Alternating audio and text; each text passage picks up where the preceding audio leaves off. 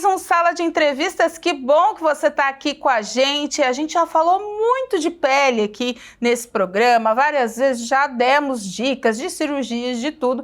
Mas voltamos a falar do assunto dermatologia porque a gente está vendo tanta coisa nessas redes sociais que dá até medo. Tem um tal de um peeling aí que o pessoal fica quase deformado para depois vir uma pele nova. E tanta tecnologia, se é bem ou se é isso mesmo, a gente vai tirar dúvida com quem entende do assunto, que hoje a gente recebe a dermatologista Ana Carolina Burigo aqui com a gente. Obrigada pela presença, doutora. Imagina, eu que agradeço por estar aqui e poder falar um pouquinho sobre a dermatologia. Doutora, tá muito invasivo, né? Essa questão da dermatologia chega a assustar, né? Eu imagino no consultório que não chega de procedimentos que tentaram fazer e que no meio do caminho não deu certo. Exatamente, a gente vê cada vez mais essa invasão, complicações acontecem com todos, né? Até com quem está preparado acontece a complicação.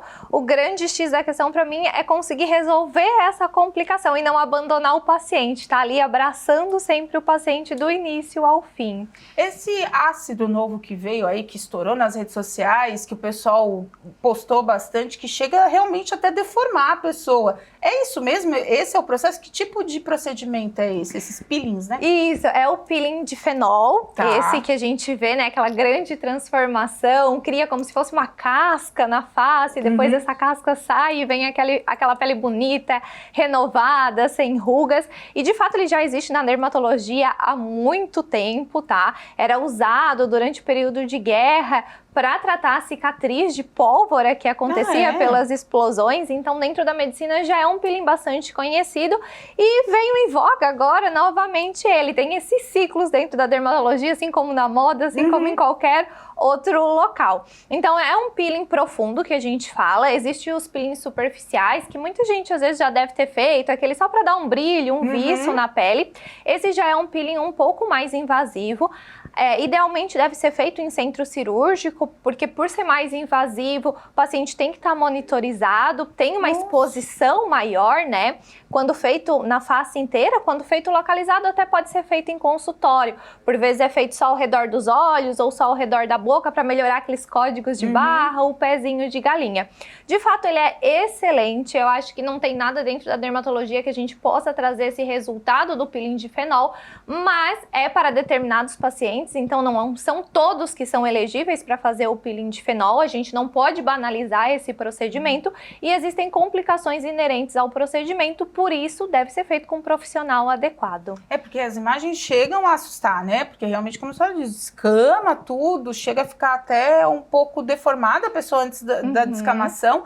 E é agressivo demais, então é feito em centro cirúrgico quando é o rosto inteiro, né? E são para casos específicos, não é todo mundo que pode fazer então? Não é todo mundo. A gente tem que ver a cor da pele do paciente, porque é um peeling que pode manchar se realizado em tons de pele mais escuros. Tem que ver como é que é a cicatrização do paciente, porque a gente vai tirar toda a camada de proteção da pele, por ser um peeling profundo, né? Então sai toda a parte superficial e média da pele, fica como se fosse um grande queimado, digamos assim. Então a última pelezinha vai se multiplicando e renovando para formar toda a pele de cima que foi destruída. E aí faz esse processo. Demora quanto tempo esse processo? O processo inteiro, assim, para fazer o peeling de fenol em full face, demora mais ou menos 1 hora, porque a gente tem que fazer por partes, não dá de fazer tudo de uma vez só, por ele ser cardiotóxico e nefrotóxico, por isso que deve ser feito em centro cirúrgico, monitorizado, com hidratação.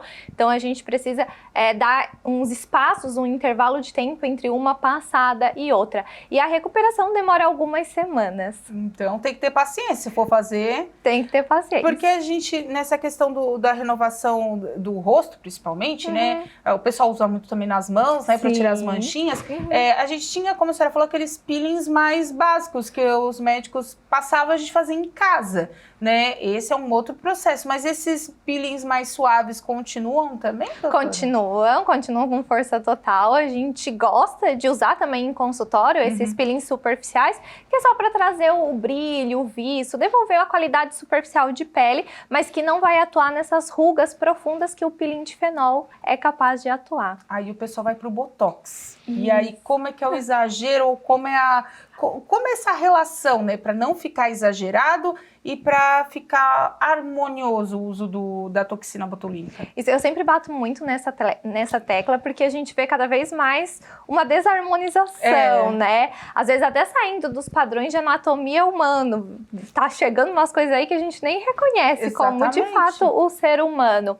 A toxina botulínica, os preenchedores que fazem toda essa parte, de fato, se bem usado, consegue embelezar muito bem uma face, mas tem uma dose como tudo na vida, né? Então, se a gente aplicar demais, aplicar em pontos errados, não anatômicos, vai, por vezes, até perder essa beleza do indivíduo. E daí depende também muito do profissional que faz. Qual é o conceito de beleza desse profissional? Até por isso que a gente vê coisas extravagantes por aí e gente achando bonito. Então, a beleza é muito subjetiva, mas a gente, no meu ponto de vista, não pode sair do padrão humano. Tem que deixar a pessoa no formato e na anatomia humana. É porque cada vez mais o pessoal tá esticado, né? Aí é muito procedimento, né, doutora? E quando descamba, se alguém faz aquele procedimento e fala, mas eu me arrependi, tem como voltar atrás? Tem como tirar o botox? Tem como tirar o ácido hialurônico, né? Isso. Tem como fazer remoção desses processos? Tem procedimentos que dá para reverter. Tá. A própria toxina botulínica, ela tem um tempo útil de vida, né? Dura em média 4 meses. Então, caso o paciente não gostou da aplicação, é só esperar o tempo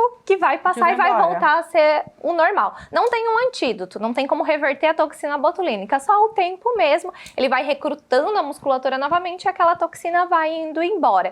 Quando a gente fala de ácido hialurônico, o ácido hialurônico tem um antídoto, que é a hialuronidase, então caso feita a aplicação e o paciente não gostou, a gente consegue aplicar a hialuronidase para dissolver o produto. Lembrando que isso não é para banalizar, né? Então tem um antídoto, eu posso fazer qualquer coisa que se eu não gostar eu vou tirar. Não, a hialuronidase é reservada para casos específicos, casos em que também houve por algum motivo complicação que pode acontecer com ácido hialurônico, então é uma segurança pra gente. Outros preenchedores como PMMA, silicone, que também vieram em moda e que a própria Sociedade Brasileira, tanto de dermatologia quanto de cirurgia plástica, não falam pra gente usar, né? Dizem que tem casos específicos, o caso do paciente com lipodistrofia, do HIV, e de resto a gente evitar ao máximo, que são produtos semelhantes a plástico, e esse não tem como dissolver. Uma vez colocado no organismo, vai ficar lá para sempre. É porque a gente tenta trazer todas as informações, né? A gente traz as informações verídicas com profissionais renomados, né? Para que o nosso público tenha noção de que tudo tem o ônus e o bônus, né? Que nem tudo que está na internet aí, que é tudo bonitinho, como a senhora disse, eu já não sabia que nem todo mundo pode fazer esse do ácido. Acho que estava meio que liberado, porque de tanta gente que eu vi fazendo aí nos últimos meses. Mas essa falta de informação, às vezes, e os procedimentos, vamos dizer, caseiros, que acabam prejudicando muito, né, doutora? Exatamente. A gente tem que ter muita consciência no que a gente faz com o nosso rosto. Eu sempre indico todos os pacientes e todo mundo que me ouve a perguntar ativamente o que está sendo aplicado. Porque eu já peguei vários pacientes que injetaram com outros profissionais achando que era ácido hialurônico e no fim era PMMA. E depois a gente vê uma série de complicações a respeito disso. Então é uma coisa que o paciente vai colher para a vida inteira. Então é muito importante, não é desrespeitoso com o profissional injetor perguntar, saber o que de fato está sendo utilizado na sua face. Até porque depois, né, tem que ter esse respaldo, né? Se tiver alguma complicação, a gente tem que saber o que a gente está colocando dentro do nosso corpo que não é nosso, né? Como foi no caso das próteses de silicone, que algumas fizeram o movimento para retirada, enfim, muitas nem sabiam qual era o tipo de material que estava e causando problemas. Então, tudo que for colocado é bom, até se tem um problema alérgico, né, doutora? Para saber como fazer o procedimento, né? Então, tem pacientes, às vezes, que ficam com receio de perguntar, né? Com medo de ofender o profissional. Eu confio no profissional, ele pode fazer tudo o que quiser comigo. Mas é um dever também do paciente saber o que está sendo posto ali, o que está sendo injetado na face, porque é uma coisa que ele vai carregar, querendo ou não, às vezes, pro resto da vida. A gente está falando muito do rosto, mas a pele é o nosso maior órgão, né? E ele não tem tanto cuidado assim, né? A gente não tem tanto cuidado como deveria, né, doutora? Como os demais, né? A gente se preocupa em fazer uma ultrassom para ver se tá tudo certo, ver o coração, mas a pele em si a gente meio vai deixando, né? É só tomar banho e tá tudo certo. E só quando acontece alguma coisa, aparece alguma ferida, daí procura o dermatologista. Mas o ideal é passar pelo dermatologista de maneira anual, mesmo sem queixas, para que haja uma checagem principalmente da pele, de sinais, né? Que a gente fala, principalmente quem tem história de câncer de pele na família. Isso é extremamente importante. Então aqui a gente está falando da beleza, de preenchimento, toxina botulínica, mas essa parte de doença, de patologia, também cabe ao dermatologista avaliar. Tem muita gente que às vezes até fica com receio de procurar o dermatologista, doutora, até casos que eu já ouvi, porque hoje está muito nessa área da estética. Tem que procurar o dermatologista que cuida da alergia, ou tem essas subdivisões? Existem algumas subdivisões, então o dermatologista, como é que é a formação, né? Tem a formação de 6 anos, médico, depois da medicina é feita outra prova para a especialidade de dermatologia, então mais 3 anos de estudo, e ao fim disso o dermatologista pode se especializar em alguma sub-área, como por exemplo, só a cirurgia, vou fazer só a cirurgia dermatológica, vou trabalhar só com cabelo, vou trabalhar só com pintas, com câncer de pele, então existe essa subdivisão. O dermatologista, como se forma, ele já está apto para trabalhar com todas essas áreas, mas ele pode fazer 1 ou 2 anos a mais de uma subespecialização para se especializar ainda mais, tá? Então, existe alguns profissionais que optam por trabalhar só com a beleza. Então, geralmente tem que entrar em contato com o médico, né, com o consultório e perguntar se ele trabalha com aquele tipo de queixa ou não. A gente falou, a senhora tocou no assunto de câncer de pele e está cada vez mais evidente, né? O segundo maior câncer do Brasil em estatística, em números, em dados e até em subnotificações, né? Então, as pessoas tem que ficar atentas nessa situação, né, doutora? Exatamente, a pele é o nosso maior órgão, como tu mesmo já falou, e é o câncer mais comum, né? Ganha do câncer de mama, o câncer de próstata nos homens, e às vezes a gente fica enrolando para procurar o médico dermatologista. Aqui na região sul, onde a gente mora, é mais comum ainda por causa dessa colonização europeia, então muitos pacientes de pele branca, o índice de radiação solar aqui é muito alta, né? Quem mora no litoral se expõe ainda mais. Eu brinco, o sol aqui é baixo, a gente está no final do globo. Tá no final, exatamente. Então, tudo isso é fator de risco para o desenvolvimento de câncer de pele e a gente tem que ficar alerta a respeito disso. Então, tá certo. A gente vai para um rápido intervalo e voltamos falando da outra especialidade da doutora, que é implante capilar também, que está em alta, mas tem que ter muito cuidado, principalmente com os profissionais que você procura por aí. Voltamos já já.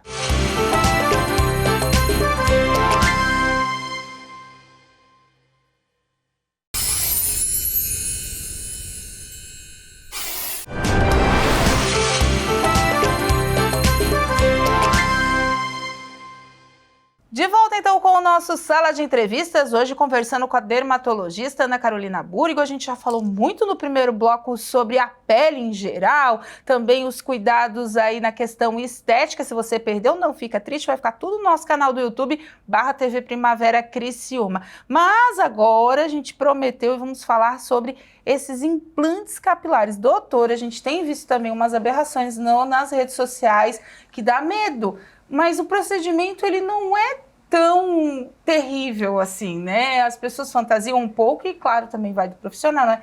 Como é que tá essa procura pelos implantes? É que o implante é muito manual, é um serviço manual, pois né? É uma arte. Minucioso, né? É minucioso, tanto é que a gente usa às vezes até óculos de aumento para conseguir visualizar melhor cada folículozinho. Então, como é um trabalho muito manual, tem gente que faz bem, tem gente que não faz tão bem. E às vezes quando vai procurar por preço e não tanto por qualidade, já acaba pegando algum profissional que não é tão experiente, sabe implantar tão bem os folículos. Por isso que a gente vê, às vezes, umas coisas meio aberrantes, uns cabelos que de longe a gente já percebe que é implante, não fica aquela coisa natural, né? Porque a gente percebe o implante quando ele é muito espaçado, né? Eu não sei, agora eu pergunto para a senhora esclarece pra gente, se nesse momento de espaçamento é quando os folículos estão pegando, vamos dizer assim, né? Estão enraizando, crescendo, ou se realmente é uma falha no procedimento, porque alguns a gente vê que fica um espigadinho assim, parece mesmo que é cabelo implantado, a gente olha na hora, né? Tem 2 grandes motivos. Um, nesse momento de pega, o tempo do transplante capilar é longo. A gente fala que depois que faz o transplante, o resultado final é em torno de 1 ano. Nossa. Então fica 1 ano ali nesse processo de pega. Quando a gente implanta, os cabelos vão implantados, caem todos, para depois a raizinha pegar efetivamente e começar a nascer o folículo. Então ali por volta do 3º mês a gente já tem cabelinho novo vindo, 6º mês já tá um pouquinho mais cheio, mas o resultado final efetivo a gente vê em torno de 1 ano. Então se às vezes pega nessa transição, a gente pode ver que tá um pouquinho mais ralo. Outro grande problema que pode deixar assim mais ralo é o paciente que já tem uma calvície mais avançada, já tem uma área muito rala, sem cabelo, e a área doadora de folículos é pequena. E daí, por vezes, se espaça os fios para conseguir cobrir toda a área. Então, a depender do paciente, é até um motivo para não realizar o transplante capilar. Pra gente falar que não tem indicação do transplante capilar. Porque não é assim, porque tô com calvície, chego lá, faço. Não, tem indicação também. Tem a indicação. Então tem a calvície em si já é uma grande indicação de transplante capilar, mas graus avançados de calvície sem uma área doadora boa, a gente não consegue realizar. E a doação tem que ser da própria pessoa, não tem um banco de doação de folículo, nada disso. Não, os cabelos são da própria pessoa. Geralmente a gente retira os cabelos aqui dessa região de trás e lateral mais baixa do couro cabeludo, e essa área é finita, a gente não tem cabelo para dar e para vender. Existe uma quantidade X de cabelo. Então a gente, pensando em uma floresta, a gente desmata dessa região para jogar aqui para cima. Então o que a gente tirar da região doadora não nasce mais. O que a gente tirar parou ali. A gente vai tirar de um local para colocar em outro local, como se fosse uma mudinha mesmo, transplantando uma mudinha. Mas aí fica a falha onde tirou? Por isso que a área doadora aqui tem que ser boa, porque a gente vai tirando espaçado. Não vai tirando um do ladinho do outro. Porque se fazer essa retirada muito próxima um do outro, fica aquelas coisas bizarras também. Parece caminho de rato que a gente fala. Então, até na retirada do folículo, tem que ter um olhar mais específico. Não dá para retirar de qualquer forma. A gente retira de uma forma em que depois o restante do cabelo que sobrou consiga encobrir aquela área. Antigamente se tirava em faixa, que era a técnica FUT que a gente falava. Tirava uma faixa inteira de couro cabeludo e depois ia retirando folículo por folículo, e daí o paciente ficava com aquela cicatriz linear aqui atrás, parecendo um sorriso. E era muito estigmatizante. O paciente, por vezes, não podia cortar o cabelo mais curto, senão já aparecia, fora dor e fora tempo de recuperação, que era muito mais chato. Hoje a gente tira folículo por folículo. Tá? Cada folículo pode ter 1 fiozinho, 2 fiozinhos, 3 fiozinhos de cabelo, até 4 fiozinhos de cabelo. Então a gente tira esse folículo dessa região e transplanta na região onde não tem cabelo. Dá trabalho, mas é tudo no mesmo procedimento? Tudo no mesmo procedimento. Tira e coloca tudo no mesmo procedimento. Tá sedado, tá lá tranquilo. Isso, a gente primeiro faz em centro cirúrgico, tá? Por segurança do paciente, a gente não realiza em clínica, realizamos sempre em centro cirúrgico. O paciente é botado para dormir, como numa colonoscopia, endoscopia, que o paciente fica sedado. A gente faz a anestesia de toda a região de couro cabeludo, começa retirando os folículos, vai para uma... o transplante capilar tem uma equipe grande, geralmente 7 pessoas. Nossa. Então, mais ou menos 2 ficam tirando o folículo, o restante vão trabalhando esse folículo, separando o que só tem 1 fiozinho, o que tem 2 fiozinhos, o que tem 3 fiozinhos. E já acabando a extração, a gente vai fazendo os furinhos aqui em cima para implantar e já vai jogando o implante, o cabelinho novo ali na região. Então é muito manual. É uma cirurgia que dura praticamente o dia inteiro. Começa de manhã e vai até quase o final da tarde. Dependendo do tamanho da área. Exatamente. Se é só uma entradinha, uma área pequena, obviamente vai ser mais rápido. Mas geralmente é o período do dia mesmo. O paciente fica o dia sedado. Em algum momento que a gente precisa que o paciente se vire, alguma coisa, a gente diminui um pouquinho a sedação. Ele consegue se mover, mas não, por exemplo, não vai almoçar, não vai comer, nada disso. Vai se alimentar, né, quando acabar a cirurgia. Daí acabou a cirurgia, o paciente já acorda, a gente avalia se tá tudo bem, vai para a sala de recuperação, recebe um lanchinho e depois vai para casa no mesmo dia, não fica internado no hospital. E aí a recuperação é até tirar, certo, tem bandagem, alguma coisa assim, não? A gente até coloca como se fosse um curativo no couro cabeludo no primeiro dia, porque o folículo ele é só colocado mesmo, né? Não é costurado nem nada disso. Então, se o paciente raspar a cabeça na porta ou dormir de qualquer jeito e raspar a cabeça no travesseiro, vai perder aqueles folículos, que eles só estão ali encaixadinhos. À medida que vai passando o tempo, o corpo vai reabsorvendo, né? Absorvendo esse folículo e pegando, de fato, a raizinha da raiz do cabelo, né? A própria raiz do cabelo. A gente fala no implante, a gente pensa nos homens, mas tem muita mulher fazendo também, doutora? Porque com tanto procedimento no cabelo, queda vem, né? E até questões hormonais, enfim... Tem muita mulher fazendo? Tem mulher fazendo, sim. Na mulher, a grande indicação, né, é também a calvície, né? Existe a calvície feminina, que é dada por uma rarefação. Não fica careca que nem o homem, mas fica bem rarefeito. A gente consegue visualizar o couro cabeludo, então a gente consegue fazer o transplante nesses casos. E muitas vezes a gente faz quando a mulher reclama de testa alta, testa muito comprida, porque a linha de implantação é mais alta. Então a gente faz o transplante para diminuir um pouco o tamanho da testa. Isso, obviamente, é o desejo do paciente, mas a indicação médica. Não adianta só ter o desejo. A gente vai avaliar, vai ver se de fato tem a indicação para não chegar naquele caso bizarro que por vezes a gente vê por aí. E depois o acompanhamento disso, tem toda uma linha específica para continuar cuidando? Como a senhora disse, até fixar. Como que vocês veem que fixou o folículo ali no... É como se fosse uma cicatriz. Quando a gente corta, a própria pele já se regenera. Então, na primeira semana, o paciente já tá super bem, assim. Geralmente, a gente, às vezes, opta por fazer o transplante na sexta, que segundo o paciente já pode até voltar a trabalhar, já meio que já vai estar no seu dia a dia. Por vezes, cria umas casquinhas, como se fosse de um machucado mesmo. Essas casquinhas, a gente vai passando produtos específicos, orientando a higienização para ir sendo retirada.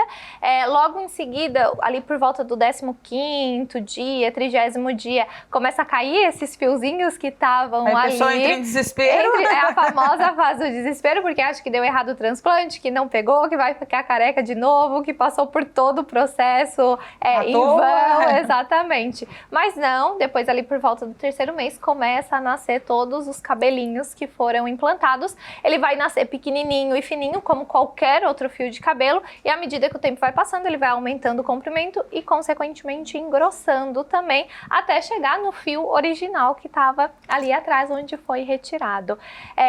Nessa técnica FUE também é muito mais tranquila para o paciente, o pós-operatório. O paciente não sente muita dor, não sente muito desconforto.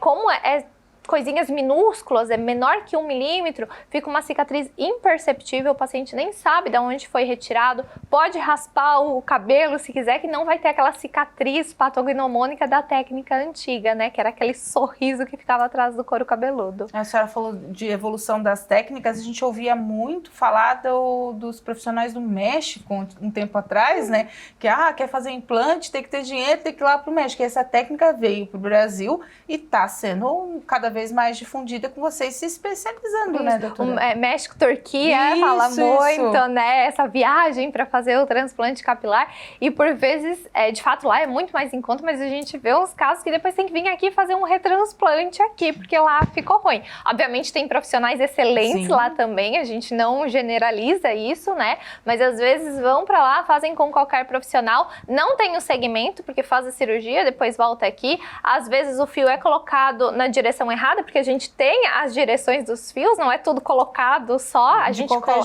tem que ver para onde vai o fio.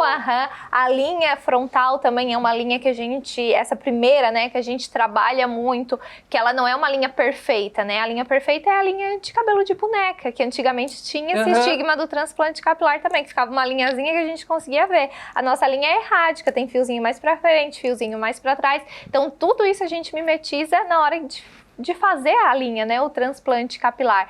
E às vezes vem de lá com um transplante mal feito, chega aqui, tem que fazer um novo transplante, e daí aí que tá o grande problema, porque já foi uma grande parte, né, retirada. Já perdeu, né? Então, como não nasce de novo o fiozinho ali, a gente passa, por vezes, até que ter que retirar pelo do corpo para conseguir fazer o transplante. Às vezes retira de barba, retira de peito. O que a gente tem que ter em mente é que não é a mesma textura do fio de cabelo, a barba tem uma textura mais grossa, o pelinho do corpo é mais fininho, não dá tanta densidade, o ciclo de crescimento é diferente, mas por vezes a gente tem que botar de maneira espaçada para dar o volume e não ficar aquele aspecto mais ralo, né, que até tu tinha comentado no início. Porque às vezes no começo a gente percebe, né? a gente dá uma olhadinha e fala, isso daí fez implante. Porque fica aquele cabelo tipo cebolinha, né? Como a gente fala assim, meio espetadinho, né?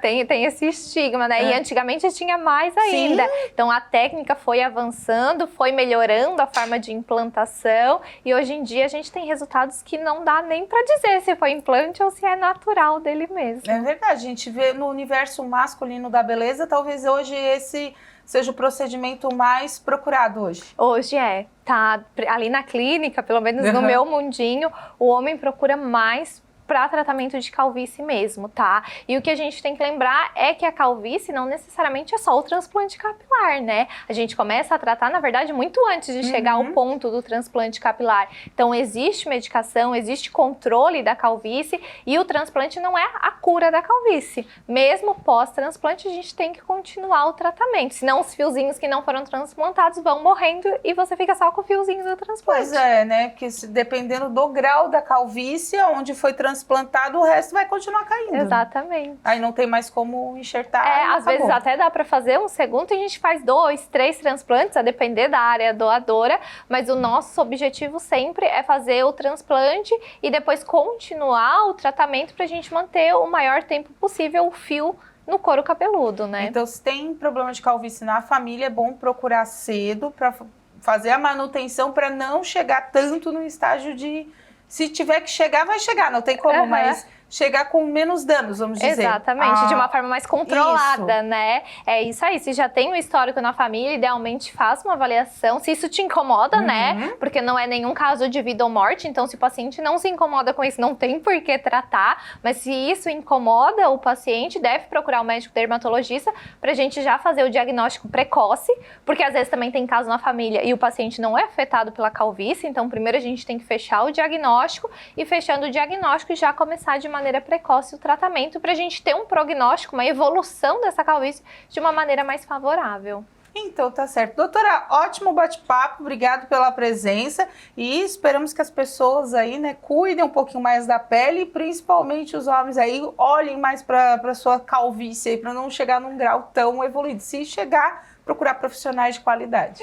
Espero isso também. Excelente colocação. Então tá certo. Obrigado pela presença. Gente, esse foi mais um Sala de Entrevista. Se você quer acompanhar essa entrevista todinha, não fique acanhado. Entre no nosso site, aí através do nosso canal do YouTube, /TV Primavera Criciúma, que lá vai estar toda à disposição para você compartilhar informação de qualidade e com confiança. Até o próximo Sala. Obrigado pela presença. Tchau.